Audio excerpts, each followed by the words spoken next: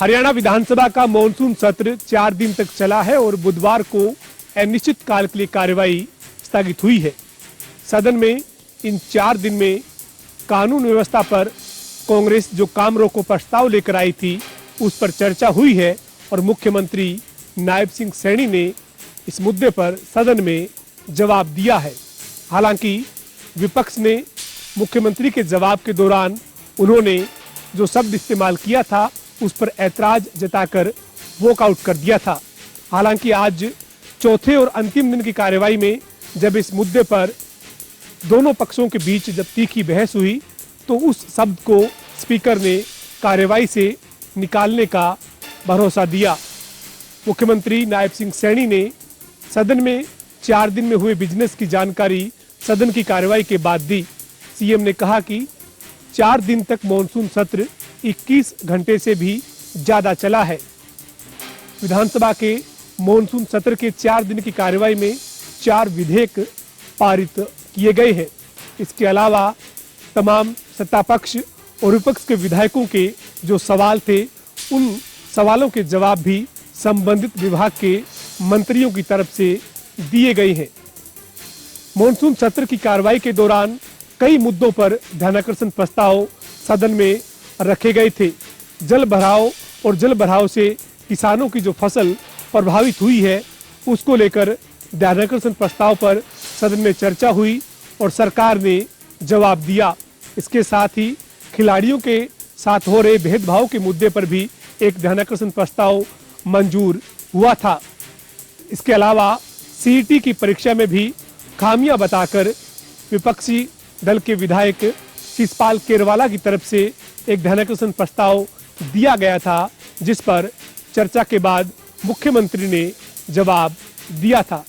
इसी तरीके से सदन की कार्यवाही में कलेक्टर रेट बढ़ाए जाने का जो मुद्दा है उस पर भी ध्यानाकर्षण प्रस्ताव के तहत चर्चा हुई है और हरियाणा के मुख्यमंत्री नायब सिंह सैनी ने इस मुद्दे पर सदन में जवाब दिया है। 4 दिन तक चले विधानसभा के मॉनसून सत्र में कई मुद्दों पर सत्ता पक्ष और विपक्ष के बीच में तीखी नोकझोंक और तल्खी देखने को मिली है। इस बार के मॉनसून सत्र का जो आगाज था वो काफी हंगामेदार रहा। पहले दिन की कार्यवाही 6 बार स्थगित करनी पड़ी थी और सदन 3 घंटे से भी ज्यादा समय तक बाधित रहा था। बहरहाल हरियाणा विधानसभा का मॉनसून सत्र 4 दिन के बाद स्थगित अनिश्चित काल के लिए हो गया है, लेकिन सदन के बाहर विपक्ष जो तमाम मुद्दे उठाता है उन मुद्दों पर सदन के भीतर दोनों पक्षों के बीच में काफी तीखी नोकझोंक देखने को मिली है। पानीपत में एक हैरान कर देने वाला मामला सामने आया है। जी हाँ, मैं बता दूं कि पानीपत की महावीर कॉलोनी में एक कुत्ते ने एक युवक को काट लिया और कुछ देर बाद ही उस कुत्ते की मौत हो गई। हालांकि इस बारे में अभी कुछ भी कहा नहीं जा सकता कि कुत्ते की मौत किस कारण हुई है।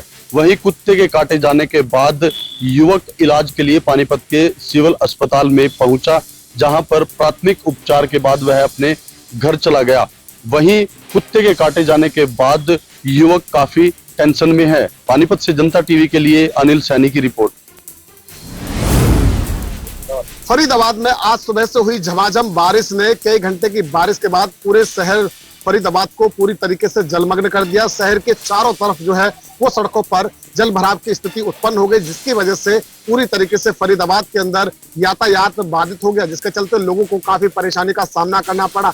जिस तरीके से निगम दावे करता है कि मानसून के दौरान जो है वो पानी शहर में नहीं भरने दिया जाएगा, वो जो दावे हैं निगम के वो पूरी तरीके से जो है वो धराशायी होते हुए नजर आते हैं। और ऐसे में चाहे सरकारी दफ्तर हो या प्राइवेट दफ्तर हो या फिर नेशनल हाईवे हो, सभी जगहों पर जल भराव की स्थिति पूरी तरीके से उत्पन्न हो जाती है। हालांकि कई घंटे की कड़ी मशक्कत के बाद और टैंकरों की मदद से बाद में जो है वो पानी को जो है वो कहीं ना कहीं वहां से निकाला जाता है, परंतु जो पानी निकासी की जो व्यवस्था है निगम प्रशासन की वो पूरी तरीके से चौपट हो जाती है। और ऐसे में बड़ी बात यह है कि फरीदाबाद शहर स्मार्ट सिटी है और फरीदाबाद के अंदर करीब 3 मंत्री जो है वो आते हैं, जिसमें एक केंद्रीय मंत्री हैं और एक कैबिनेट मंत्री है, तो तीसरे जो है वो राज्य मंत्री हैं। ऐसे में 3-3 मंत्रियों के शहर में होते हुए भी पूरे फरीदाबाद शहर के हालात इन दिनों बद से बदतर हो रहे हैं। फरीदाबाद से जनता टीवी के लिए मुकेश राजपूत।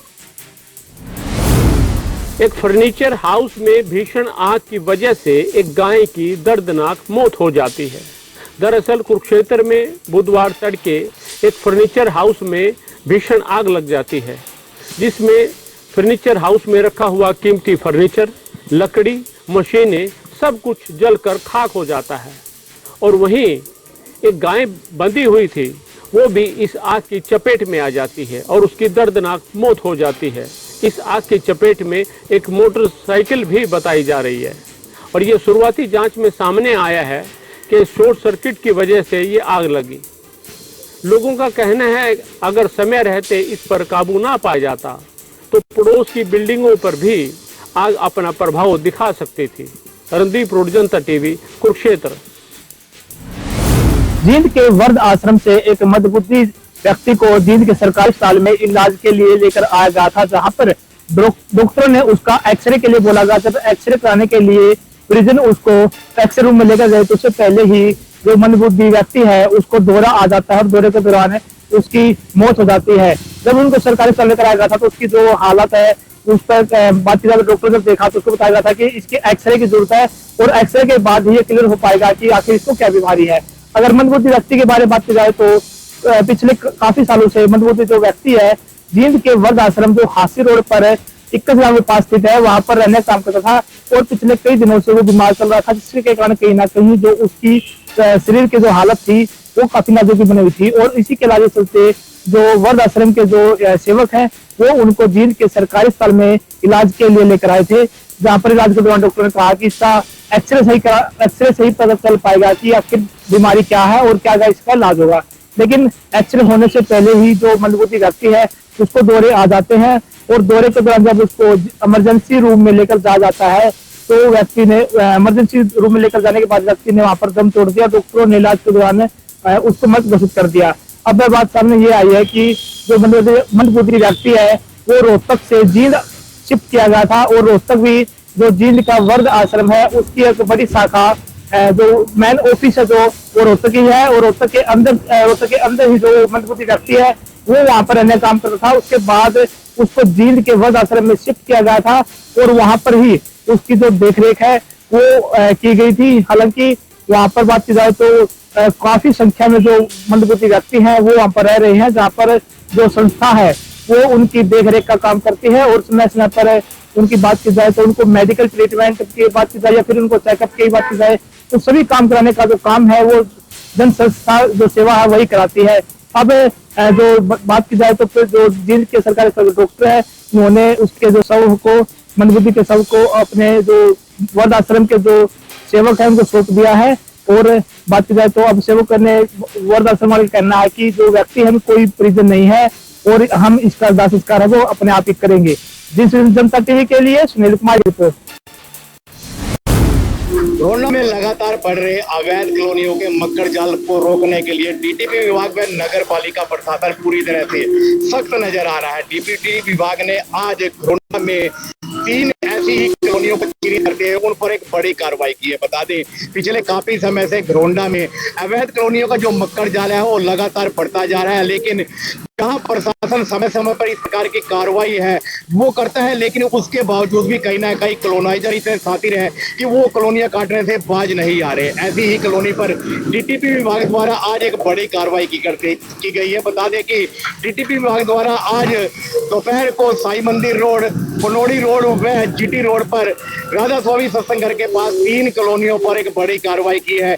डीटीपी विभाग व नगर पालिका प्रशासन ने पुलिस बल की अगुवाई में साई मंदिर रोड पर पक्के जो मकान है और शोरूम है उनको उखाड़ दिया। उसके अलावा जो साई मंदिर रोड पर और पनोड़ी रोड पर राधा स्वामी सत्संग घर के पास जो कच्ची सड़कें जो है कॉलोनियों में बनाई गई थी उन पर भी पीले पंजे के माध्यम से उनको तोड़ दिया है। बता दें कि जिस प्रकार से विभाग द्वारा समय समय पर कार्रवाई की जाती है, लेकिन उसके बावजूद भी रोहना में इस प्रकार की अवैध कॉलोनियां लगातार बढ़ रही है, जिससे जो भोले भाले लोग हैं वो अवैध कॉलोनियों में अपना प्लाट लेकर मकान बनाने की कोशिश करते हैं और उसके बाद विभागीय कार्रवाई शुरू हो जाती है। ऐसे में जो एक आम और गरीब आदमी है वो पिसता चला रहा है। रोहना से जनता टीवी के लिए सुशील कौशिक।